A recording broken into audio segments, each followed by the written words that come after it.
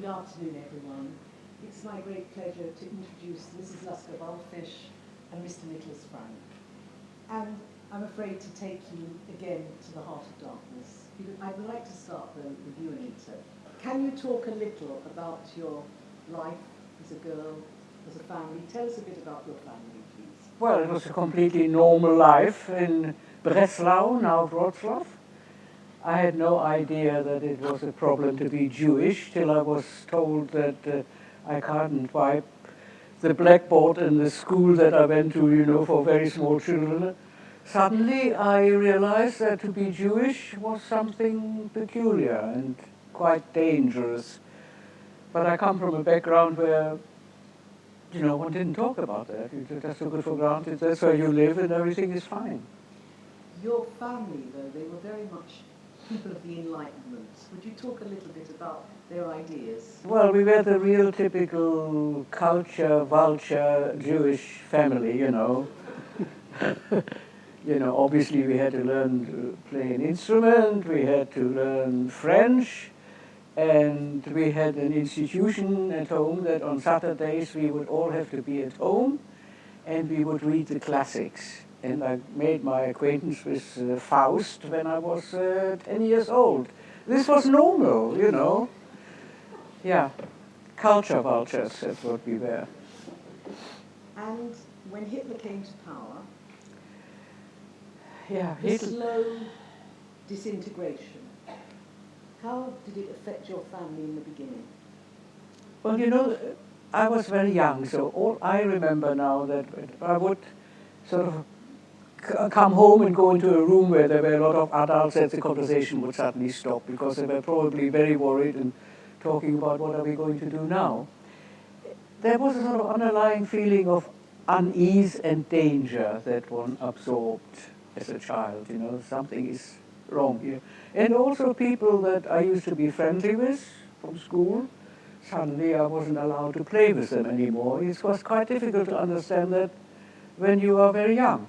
But this was the situation. Suddenly it was dangerous. And Kristallnacht was a break, wasn't it? Yeah, well, I happened to be in Berlin at the time, Kristallnacht, and I mean, I'll never forget. I didn't notice anything during the night, but the next morning I went out, and it is indescribable what the streets looked like in Berlin. I mean, there was alcohol swimming in the street, and, you know, glass, it was unbelievable. Yeah. And then you went back home, didn't you?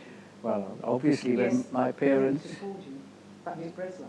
Yeah, come home immediately, you know, because then one really knew that that was the green light. Now we can do what we like.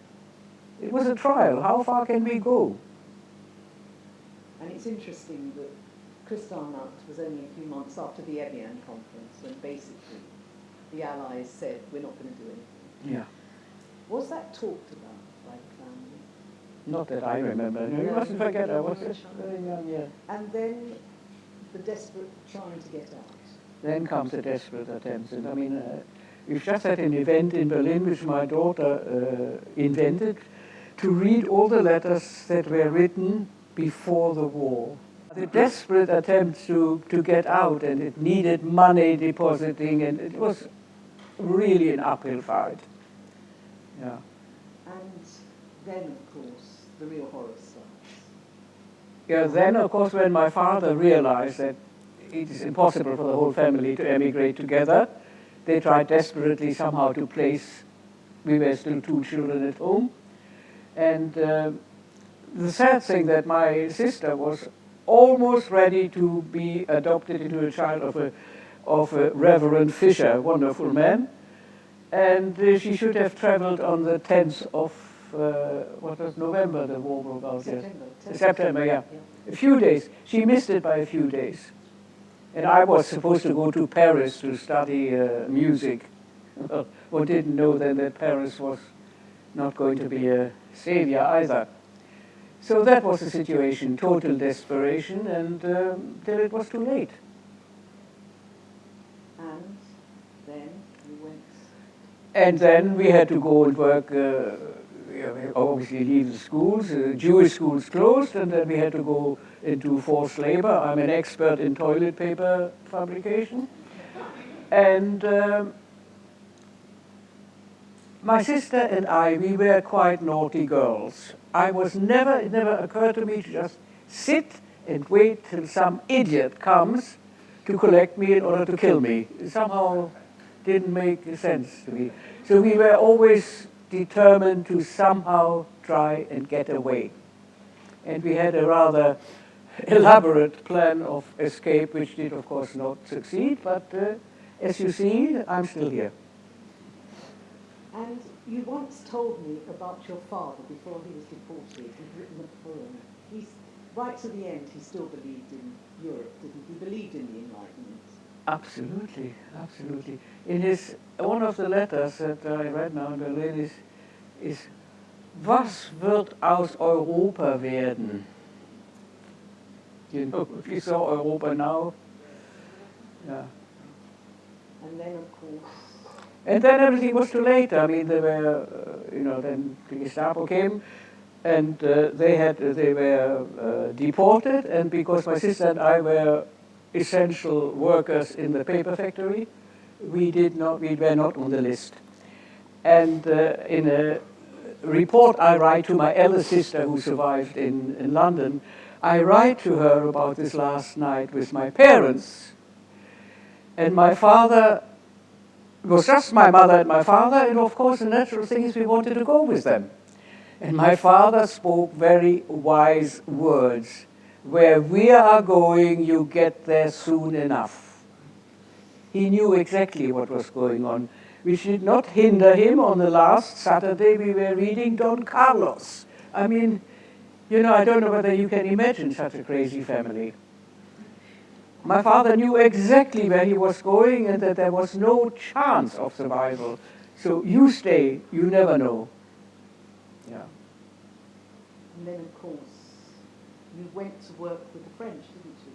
Well, then because we were rather bolshy children, anything, I couldn't accept that people just kill me because I'm Jewish. I said, kill me if you must, but for something a bit more weighty. So, not that could be anything more weighty than being Jewish. So we involved ourselves in forgery for French prisoners of war. We forged papers. I'm a great expert in forgery. And, well, of course, and a lot of prisoners escaped, and we tried to, when we knew that we were being suspected,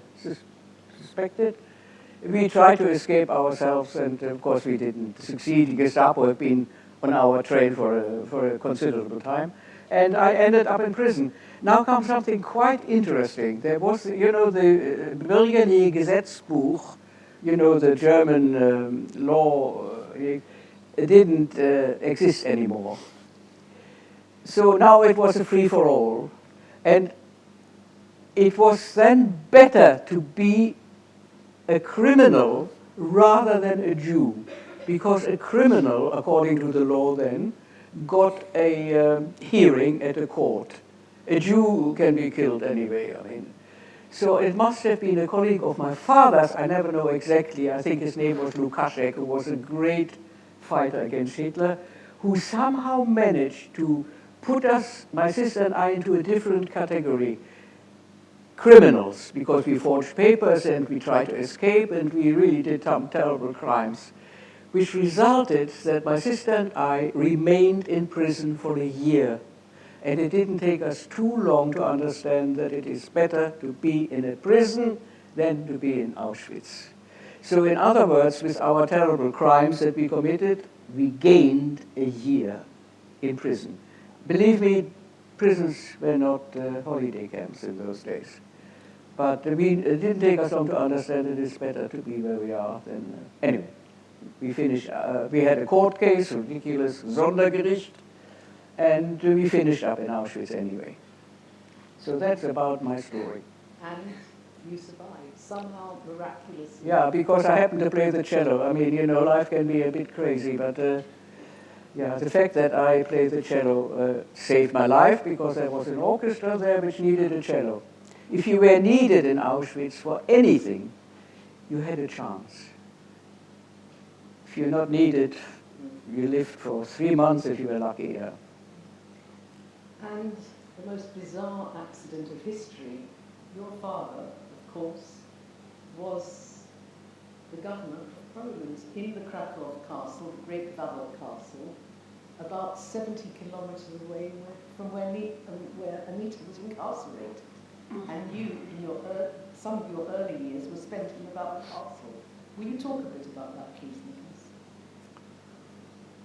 First thing, I hope I am loud enough because I am German, so we are used to shout.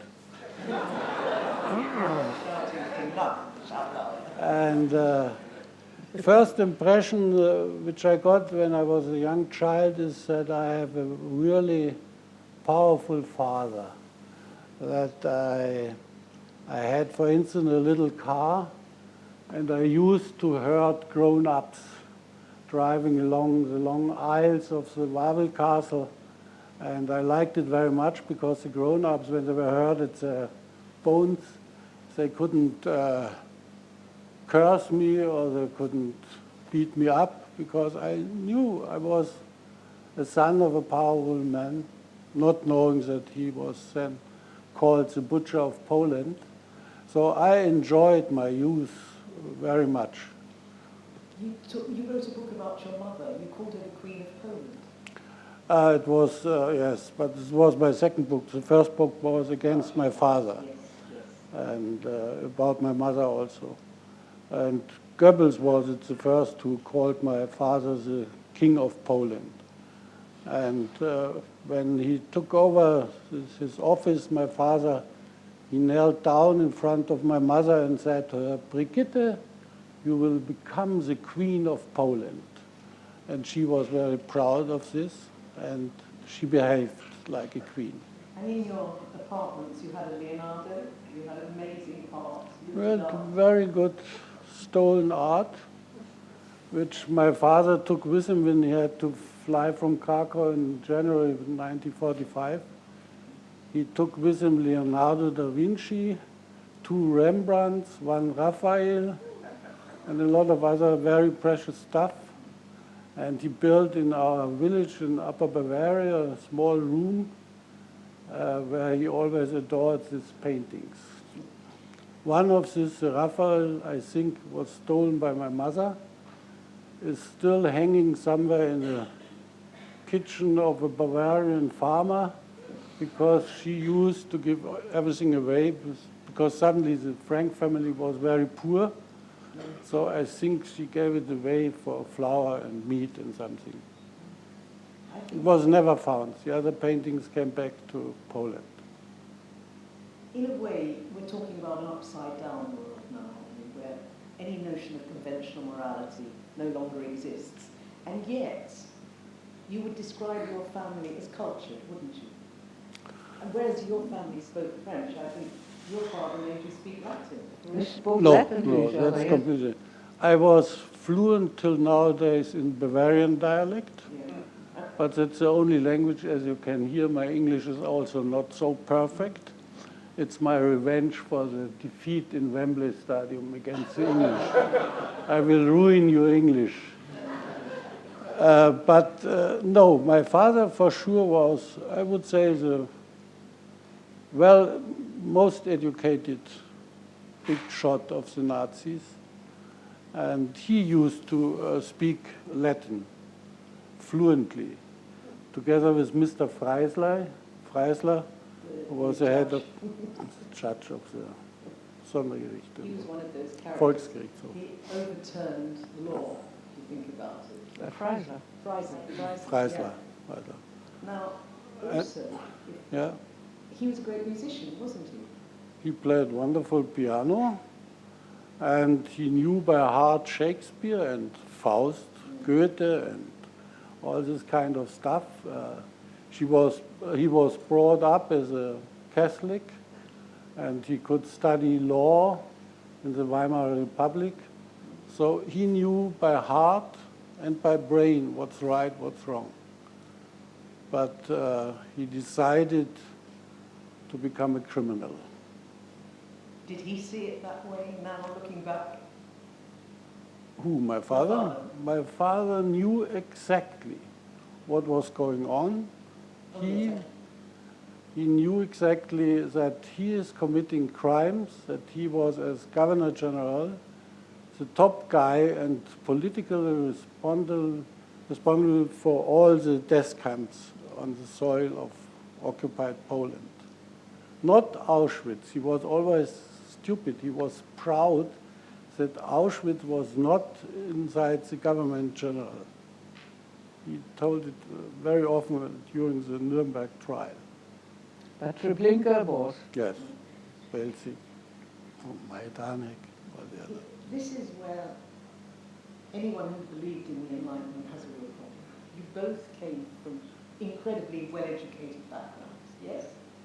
My If mother education wasn't. means anything. Your father was educated, your parents were educated. In light of this kind of thing, it doesn't really mean much, does it? And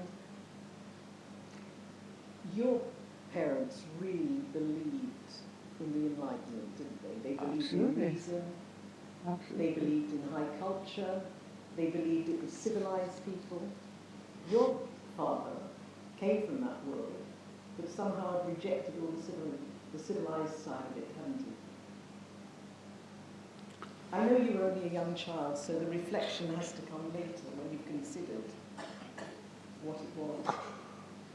Yes, he was well educated, but more important for him was all his life. He was hanged when he was 46 years old. All his life, he wanted to please Hitler. My sister wrote in a letter, our father loves Hitler more than the family. And this is true. And I just told Mrs. Lasker-Wallfisch about my father. He wasn't an anti-Semitic. In his youth diary, he wrote against the French because they were taking away the German girls. That was, he feared more. And if Hitler would have said maybe the Irish people are the worm at the corpus of the Germans, he would have said the same sentences and would have committed the same crime. He joined quite early, though, didn't he? He Yes. became the lawyer, Hitler's private lawyer. He had a very important career before the Nazis came to power. Yes. So it was a love affair. It is a love affair. Mr. Gilbert, psychologist in the Nuremberg trial, he attested my father also that he was a hidden homosexual. I would have been glad if he would have lived this homosexuality. I suppose an incredibly painful question, because whatever the horror, what happened to your family, you can still think back with love and respect. For Yes. you, no. Because you've repudiated everything your father was and mother. So that must be the most extraordinary burden to take on one level. I was born into this family by chance, I would say. And guilt is always personal. I never felt guilty to be a member of the Frank family, never. I despise my father very much. I have a more complicated relationship to my mother, because at least she left me with a sentence written in a letter to a girlfriend of hers. When I look back, we were gruesome, grausam. We were without anything. This, at least she acknowledged something. My father never. He wrote in his last letters, make sure to my mother and also to his lawyer, I was never a criminal. Once the truth about me and my work will come out.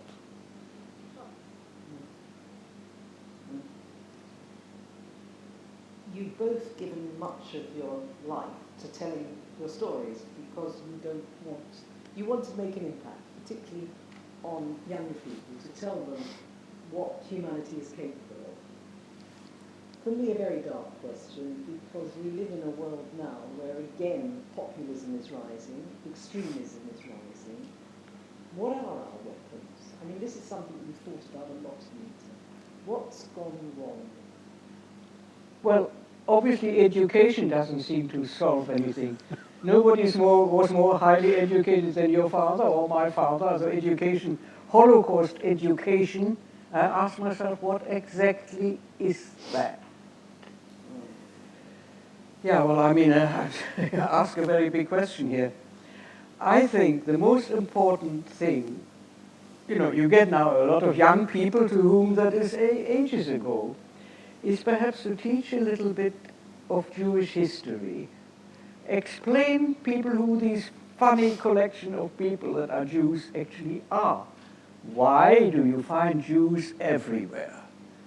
Did we voluntarily go into all sorts of other countries? You know, that I would think perhaps would be a basis to understand a little bit. You don't have to love Jews, but at least understand, and not just have these great big gestures, all the Jews, they get everywhere, they're all rich and they want to rule the world.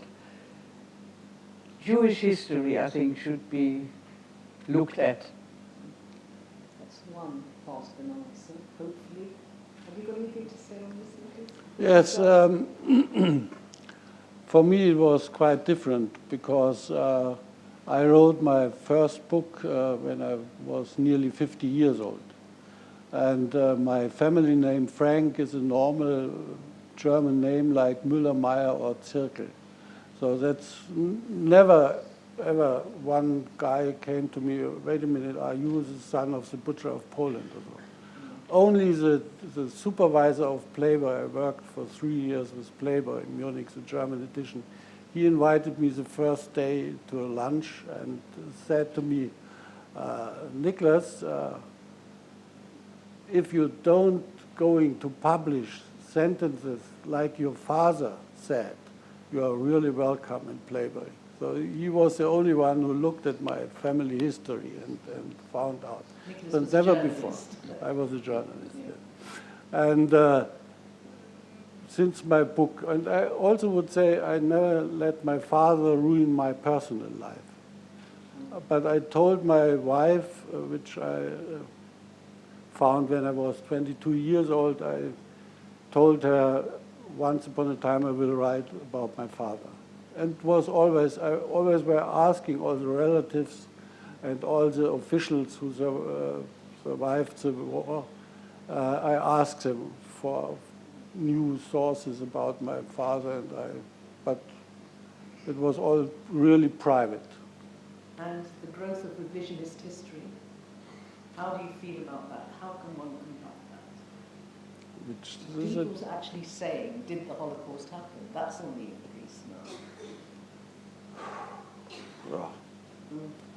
It happened, and the Germans should know, because we were the ones who were responsible, but the silent majority of the Germans didn't learn anything from what we have done to the people, to the Jewish people.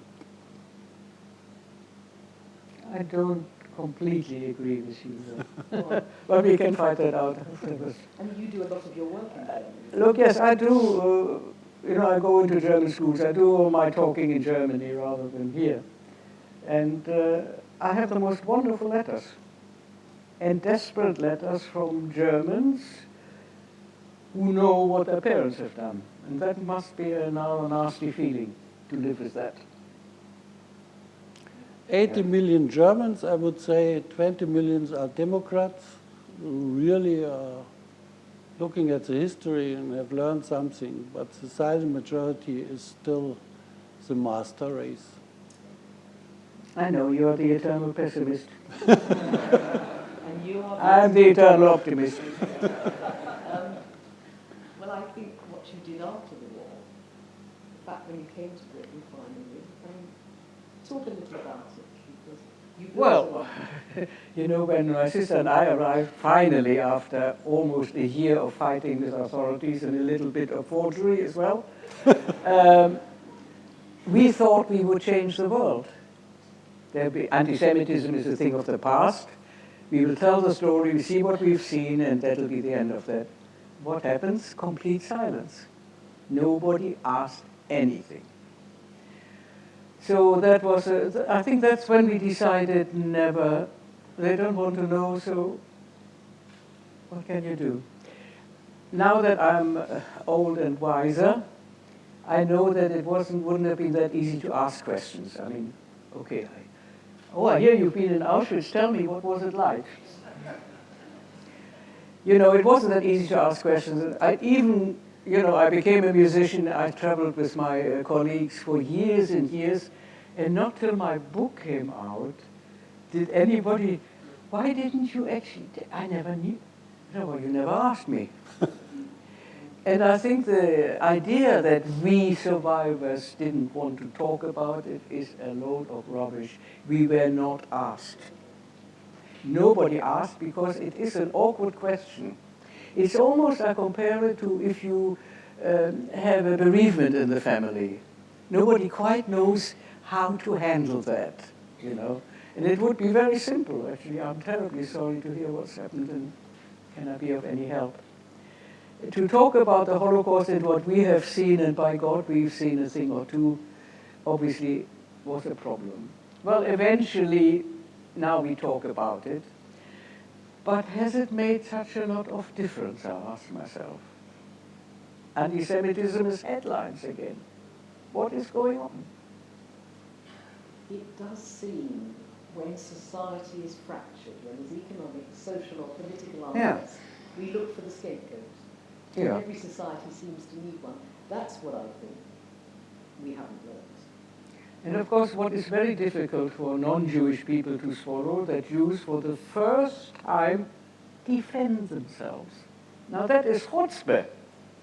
You don't defend. You better translate that word. That is the culmination of impertinence. You defend yourself? Yeah, that's not really forgivable. I think, unfortunately, thank you for that. Have we reached to a close now.